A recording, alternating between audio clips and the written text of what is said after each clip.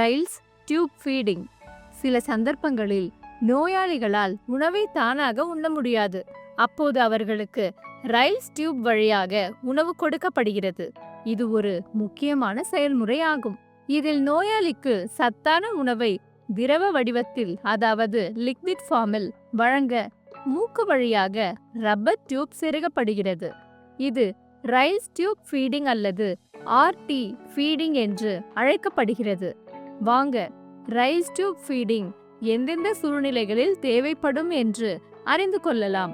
நோயாளி நீண்ட காலமாக மயக்க நிலையில் இருக்கும் போது, மண்டை நரம்புகள் அதாவது குரானியல் நரம்புகளில் ஏற்பட்ட காயம் அல்லது வேறு ஏதேனும் காரணத்தால் நோயாளியால் விழுங்க முடியவில்லை என்றால், நோயாளிக்கு தொண்டை, முகம் அல்லது கழுத்தில் அறுவை சிகிச்சை செய்திருந்தால், நோயாளி கடுமையான ஊட்டச்சத்து குறைபாட்டால் பாதிக்கப்பட்டிருந்தால், சில மனநோய்கள் காரணமாக நோயாளியால் சாப்பிடவோ குடிக்கவோ முடியாது போனால், முன்கூட்டியே பிறந்த அதாவது ப்ரீமெச்சூர் குழந்தைகள் போன்றவர்களுக்கு ஆர்டி டியூப் மூலம் உணவளிக்கப்படுகிறது.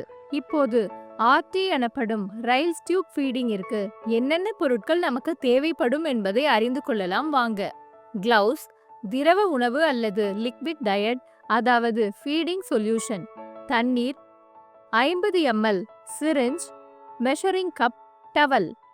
ரைல்ஸ் டியூப் வழியாக வழங்கப்படும் திரவ உணவுகள் அல்லது லிக்விட் டயட்ஸ் ஃபீடிங் சொல்யூஷனாக நோயாளிக்கு செமி லிக்விட் அல்லது லிக்விட் டயட் அதாவது திரவ உணவுகள் வழங்கப்படலாம். உதாரணமாக பால், மோர், பருப்பு நீர், வெறும் நீர், மருந்துகள், ஜூஸ் மற்றும் பல. ஆர்டி ஃபீடிங் எவ்வாறு கொடுக்கப்படுகிறது என்பதை இப்போது அறிந்து கொள்ளலாம் வாங்க.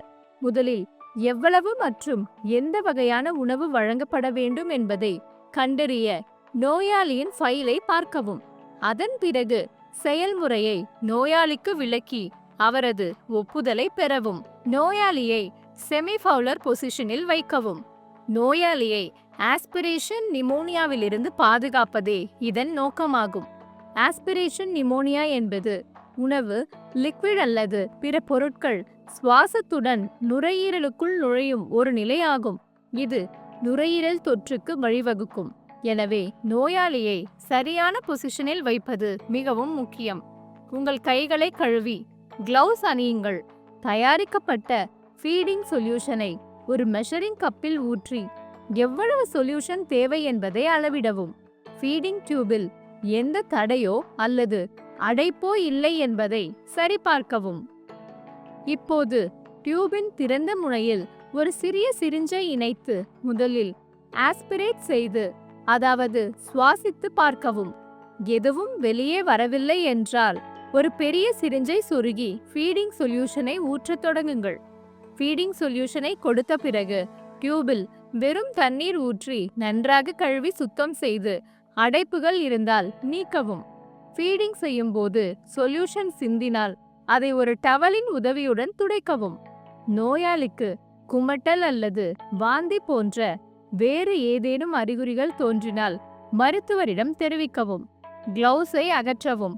உங்கள் கைகளை கழுவி பின்னர் ஃபீடிங் செய்த நேரம் மற்றும் தேதியை ஃபைலில் குறித்து வைக்கவும். நினைவில் கொள்ளுங்கள், ஃபைலை சரிபார்க்காமல் ஒருபோதும் உணவளிக்க வேண்டாம். உணவு கொடுத்த உடனேயே நோயாளியை குளிப்பாட்ட வேண்டாம். டியூபின் லொகேஷனை தொடர்ந்து சரிபார்த்து அடைப்பு இல்லை என்பதை உறுதிப்படுத்திக் கொள்ளுங்கள். இன்புட் அதாவது உணவளித்தல், ஃபீடிங் மற்றும் அவுட்புட் அதாவது சிறுநீர் கழித்தல் ஆகியவற்றின் நேரத்தை பதிவு செய்யுங்கள். ஃபீடிங் செய்யும் முன் முந்தைய ஃபீட் ஜீரணமாகி விட்டதா இல்லையா என்பதை சரிபார்க்கவும்.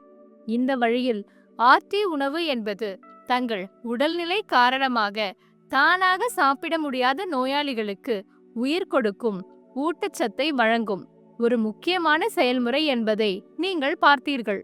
இந்த நுட்பம் நோயாளியின் உடல் ஆரோக்கியத்தை மேம்படுத்துவது மட்டுமல்லாமல் அவர்களின் மனநலனையும் மேம்படுத்துகிறது.